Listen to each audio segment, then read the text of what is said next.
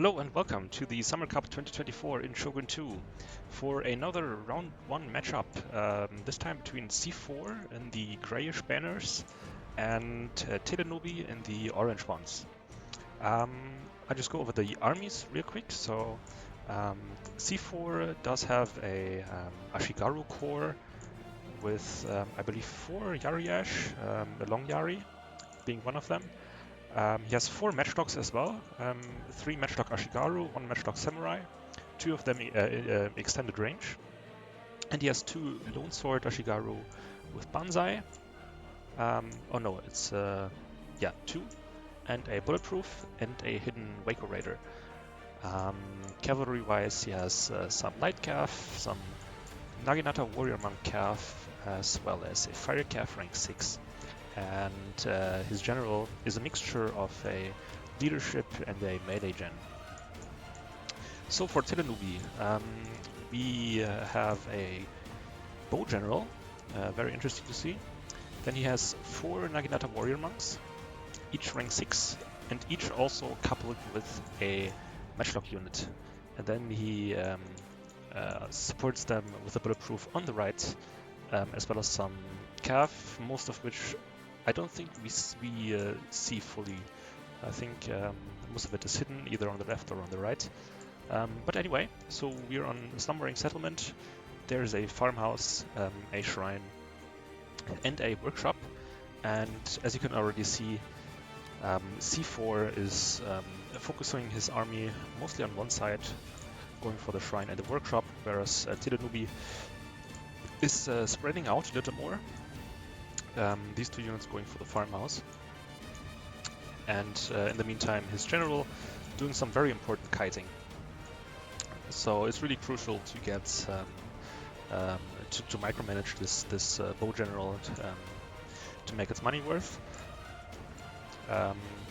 Targeting light cav is probably not the best idea in that regard. So in this forest we'll have a matchlock samurai against the matchlock Ashigaru. But it looks like C4 is better positioned to get the first volley here. And on this side, we see some supporting cav, rank 6 Yari cav, rank 0 Naginata Warrior Monk cav, that's rare to see. Now they're hidden again. So the curious thing is what the game plan is going to be. So on the one hand, we have Telenoobie, who, since he is going for a more spread out formation, obviously will want to wrap around here and encircle C4, which is possible. They both have an equal amount of matchlocks, so it's definitely doable, especially also with this bow gen. The problem being, like Telenoobie doesn't know this yet, but as he wraps around here, there is the danger of the Hidden Waco Raider trapping him. Maybe that's the reason why C4 placed this Waco Raider so defensively instead of close to one of the dojos to trap him. But we will have to see. But the thing is, Telenoobie doesn't really have an interest, or shouldn't have an interest in taking too many early fights here, because he's in it for the long game, for the encirclement, and he definitely also wants to kite with his general, which is being charged. That's already a big blunder from Telenoobie, which could end up costing him the game. Here he's getting the first volley, not into the matchlocks, but into the Yari Ash. But now Telenoobie needs to fall back here. Like, he already fired his shot, he just needs to run back and get out of there. General lost 12 men, which is a lot for a bow gen. But at least he noticed it and got his bulletproof to support. C4 also, in principle, does the right thing by pushing here. He sees that Telenoobie's army is kind of isolated, and pushing will also give him the chance to make a better claim for the 2 important dojos here.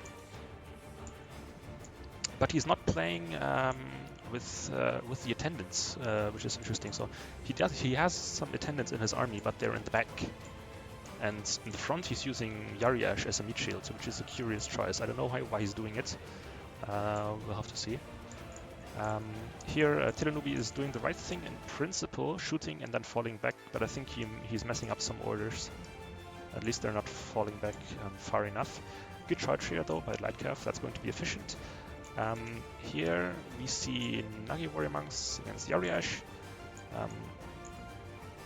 Not sure, I think they got into Spear Wall, but anyway, they will rout very soon. And otherwise, Telenoobie is doing the right thing by falling back here. This Bulletproof Sam, which is now kind of cut off from the main body, could still be very valuable in the back here. Just if for nothing else, just to decap this workshop and to be a nuisance in the flank. But at the same time, these two calf units from C4 are going to be very annoying, constantly harassing the matchlock and the bowgen. But these Nagi Warrior Monks, they did their job. They routed the Yariash, and I think this is now a bad decision. He just needs to get them out in a straight line back to here, and instead he's charging sideways into a Yariash, being exposed to matchlock fire and to back charges from many different units. So I think this Nagi Warrior Monk is not going to live for very long.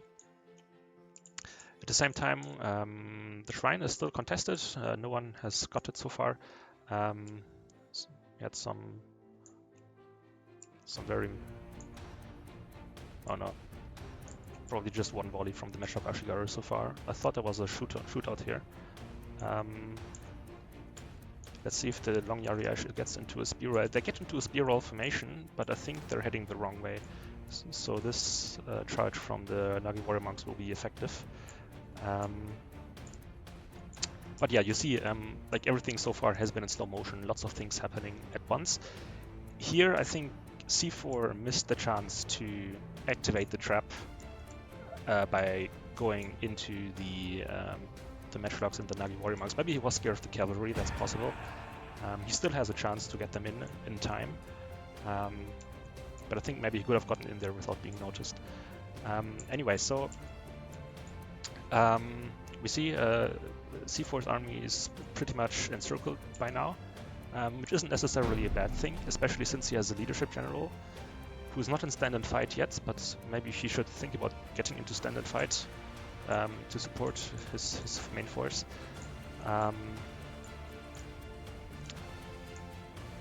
We have some matchlocks, however, all of them being placed behind their friendly units, probably not being able to hit very much. C4 is getting his fire calf into the matchlock, that's very good. And here as well with his general. However, he needs to be careful because there's a Yari calf here, so I think C4 needs to pull out this general. But now C4 is in a really tough spot because he has to micro on all flanks. He has a Yari calf rank 6, a Nagi Warrior Monk calf, and a bulletproof in the back. And he has to protect these matchlocks with the Nagi attendants, which he's using right now. And all the while his general is going to die very soon. So I think C4 is going to position his main force around this tree line and try to create or pull through the flank so that he escapes the encirclement. We have a bulletproof Sam fighting against Nagi Warrior Monk. C4 is winning here, but he won't be able to resist this push from the matchlocks and the Nagi Warrior Monks. So C4 just needs to... They basically just need to swap positions from their starting position in order to save their flanks. Here again, situation with an unprotected matchlock. This Yari calf may be coming in a bit too late. They will definitely get charged. But let's count the calf. So we have an almost full rank 6 Yari calf for Telenoobie.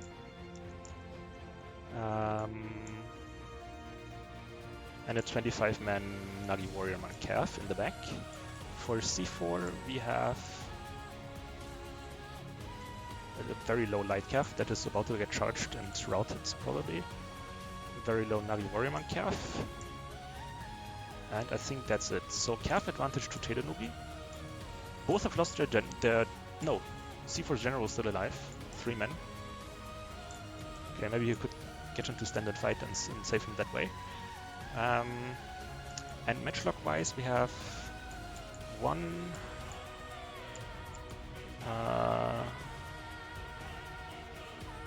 2 matchlocks for C4 and 2 matchlocks for Telenoobie. But the problem is infantry-wise, C4 still has 2 very powerful sword units, the Spaker Raider in the back and the level 9 Lone Sword, which will be hard to crack with just a Nagi Warrior Monk and a Bulletproof. 2 Nagi Warrior Monks actually. But still, it's spears against swords, so that's going to be tough for him. I think Telenoobie should try to get rid of this general with this unit in the back. And he should definitely try to save this Yari Cav. Yeah, he's pulling out, which is a good idea, because that can be very valuable against the swords in the end. I'm wondering if he notices the Waker Raider in the back. Let's go normal speed. Lone Swords going in against the Nagi Warrior Monk. Yeah, they're going to destroy them. Also, here's a zombie spear wall from C4. Interesting. So Telenoobie has to be careful there. Yeah, Telenoobie notices it. We have Waker against Nagi Warrior Monk, 1 versus 1. 16 attack, 25 defense, 22 and 9. I think eventually the Waker Raider would win this one. But Telenoobie is not doing himself any favor by shooting his own unit in the back with a Matchlock Ash. They have 30 accuracy, so they're mostly killing Nagi Warrior Monks and not Waker Raiders. If he turns this one around and shoots the Lone Swords, I think this Nagi Warrior Monk would fold for much longer. So this is a big mistake, I think. In the forest, it looks like C4's general has finally routed. This Bulletproof... Maybe he can route C4's Bulletproof, but it will die eventually to this Lone Sword. And then we have this Matchlock Samurai being chased by the Nagi Warrior Monk from Telenoobie, who are already very tired, but should still catch them, I think. Shrine controlled by nobody. Workshop controlled by nobody. And interestingly, Telenoobie didn't fully capture the farmhouse. I don't know why that is. Maybe the Waco decapped it, or he didn't, or he moved too early. But Telenoobie does not have the farmhouse, which could be a big problem here now. So he's going to finish off the Waker, maybe. No, they're stabilizing, getting away. Okay, so that's good for C4. Here Telenoobie is, I think, chasing the routing Matchlock Samurai, which is a good choice. You don't want them to come back. This Matchlock Ash might come back, not sure. Yeah. So that's very important, because there's no more Cav on the battlefield. So Matchlocks are worth their weight in gold now. But especially like in late games like this, like the farmhouse is almost the most important dojo, and it could be really problematic for Telenoobie not having fully captured it. Because it's now 3 melee units and a matchlock for C4 against 2 matchlocks and a melee unit for Telenoobie. And C4 just going straight in, even in a very dense formation, which is not probably the best approach, but I think they should be able to make it. Now the thing is, Telenoobie is just taking it here, it seems. He does not want to kite, maybe expecting that he might get caught. But the thing is, if he had the farmhouse, he could fire into the Yari Ash and kite away, and he would outrun the Yari Ash, no problem at all. So now he's just going to lose this Matchlock Ashigaru, again friendly fire as well in the back to Yari Ash and Lone Swords, and they're already routed. These Nagi Warrior Monks still very tired. They're not going to do well against active lone swords. And I think, yeah. So Telenoobie has actually given up here, charging his matchlocks in. This is interesting. I don't know if he underestimated the power of matchlocks in a late game, but Telenoobie definitely could have won this late game, I think. With the farmhouse. He definitely could have. It would have still been tough because lone swords have banzai. You can't just route them through shooting and running and falling back. But I feel like he could have done more in the end. But it was a very close game, and I think both played pretty well. With their fair share of mistakes, of course. Major one being the Bogen that got caught. I'm curious how many kills the Bogen got in the end.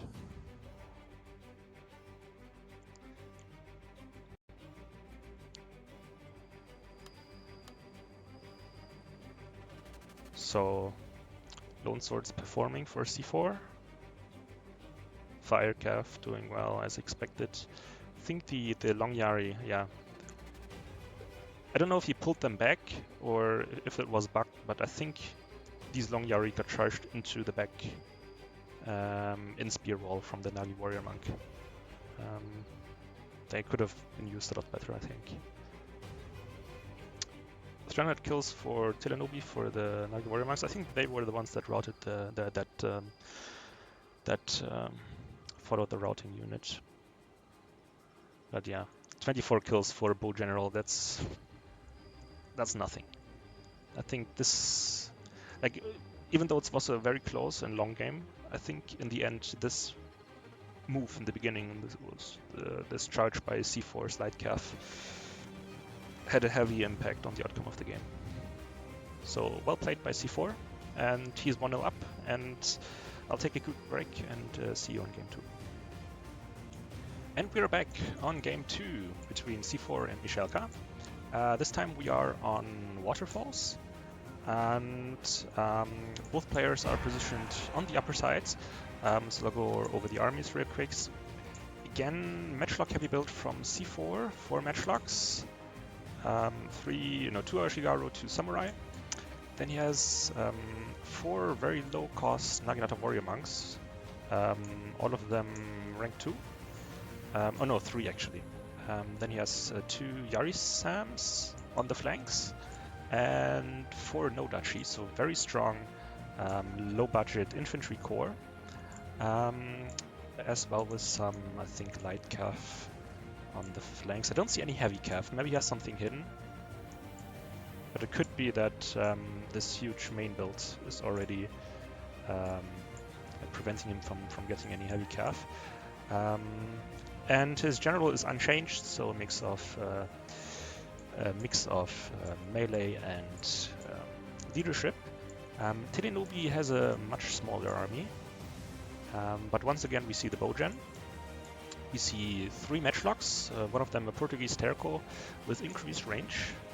We have some Yariash, some attendants, Nodachi, 1, 2, 3, 4. A Yari Sam, a Long Yari that is alone on the flank, or maybe there's one more unit hidden here, and some heavy calf in the form of Yari calf, and I think he has a Nagi Warrior Monk calf hidden. But this infantry, as I said, is much smaller, more highly vetted, especially calf-wise. Yeah, we see 3 heavy calves. Rank 6 vanilla and rank 4. I think this might be progressing very quickly, so let's have a look at the dojos. Light calf from C4 going for the farmhouse, that's a good decision. Shrine not being contested by Telenoobie. That's curious because he does not have a leadership general, so you might think that he should prioritize the shrine.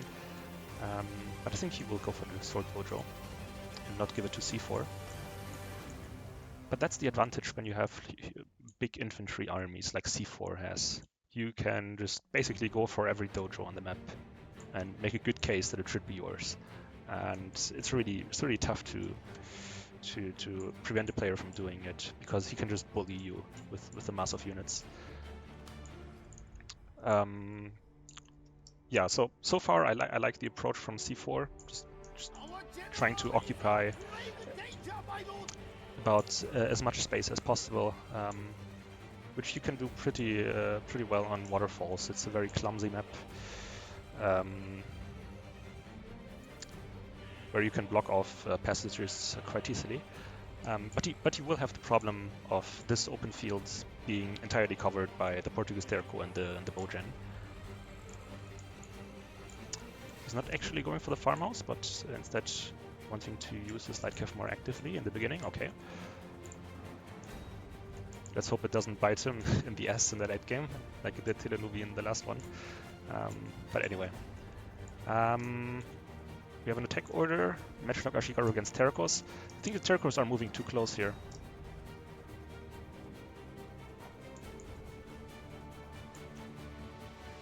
Interesting. They popped their special ability, Neil Fire.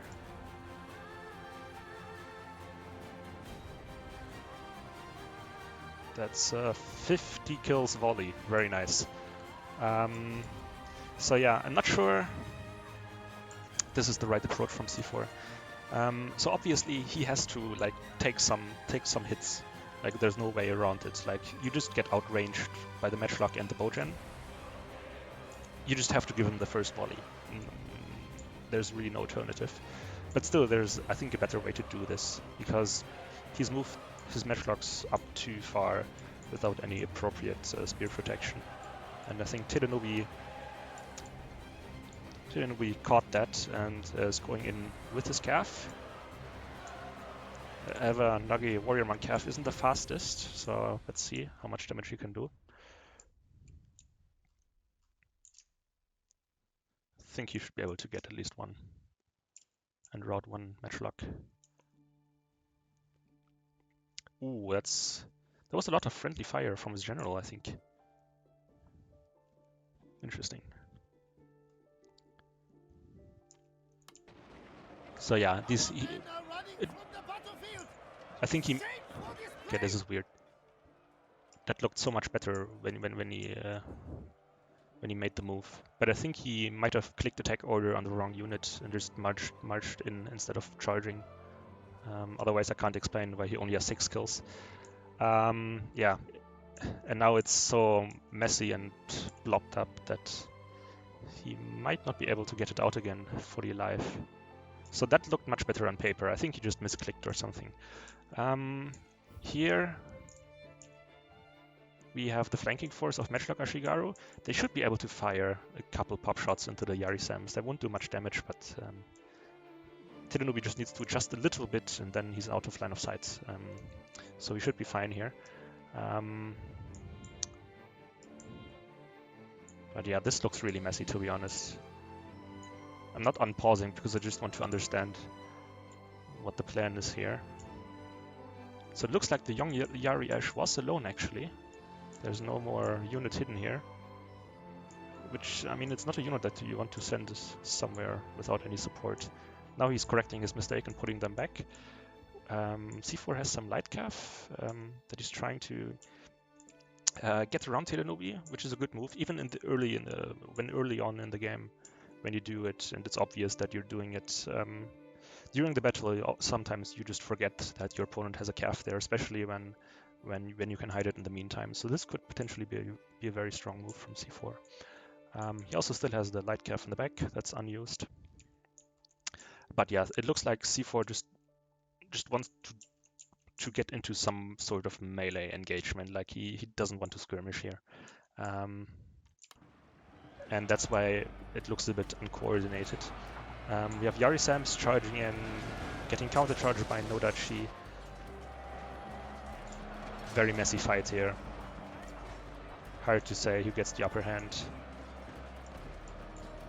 I think this Yari Cav needs to kill these Matchlock Sams now, but they're AFK. Here we see Nodachi. Again, like, They somehow didn't get a proper charge. I think again he misclicked on the wrong units. This Yarikav. I mean, we see some micro blunders from Telenoobie here, and now he's putting them back instead of forward. This is not a good idea. The problem is, even though C4 made a lot of mistakes here too, his army is just so big that he can overwhelm Telenoobie, especially with the morale advantage. He does have the shrine now. He has the general. That's a leadership gen, which is I think getting sniped, but it's still alive.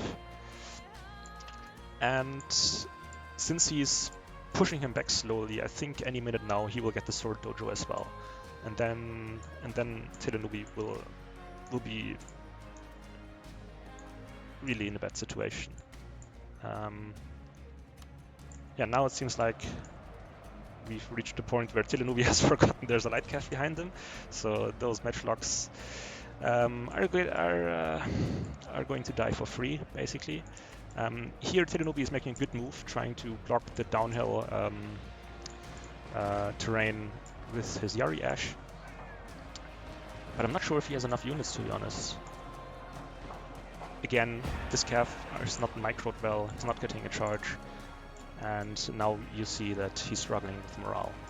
There's just too many units from C4. We have Yari Ash wavering for a couple seconds without even having enemy contact, which is usually the sign that your army is breaking.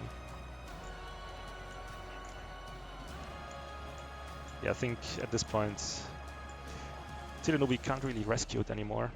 I mean, even if he were to kite with his general for the rest of this game now, there's no way to stop this mass rout.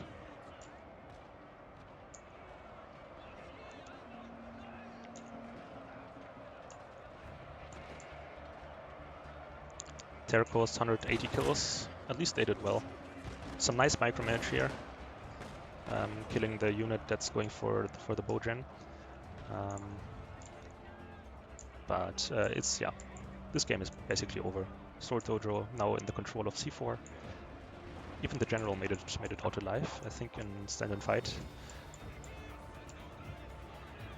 So yeah, let's beat this up. I'm not even sure if there are any like MVP units on C4's side. It's just that the numbers made the difference here.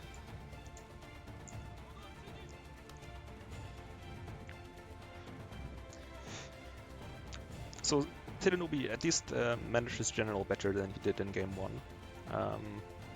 I think with a couple better micro decisions Cav-wise, he could have bought his army much more time, including more time for his general to snipe the general of C4, and then we're looking at a very different game.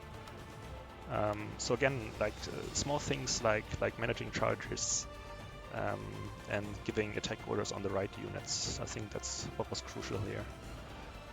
Nodachi performing really well for C4, which shows that there was an aspect of the game where he just had better micro than Telenoobie. But when Nodachis are performing well, it means that you microed pretty well, because they need good charges to function. Again, otherwise, nothing too spectacular here. Portuguese Terracos, they're always great. If only they weren't so expensive, then I would play them more often. Yeah, 93 kills. Again, I think this wasn't a bad game for the Bogen. It just needed more time, and he didn't have the time because of other decisions he made. But it was a good game for the Bogen. Yeah, so that was it. This result means that C4 wins with a score of 2-0 and moves on to round 2, whereas Telenoobie moves on into the lower bracket. Anyway, I hope you enjoyed, and you'll hear from me in the next replay commentary. See you then.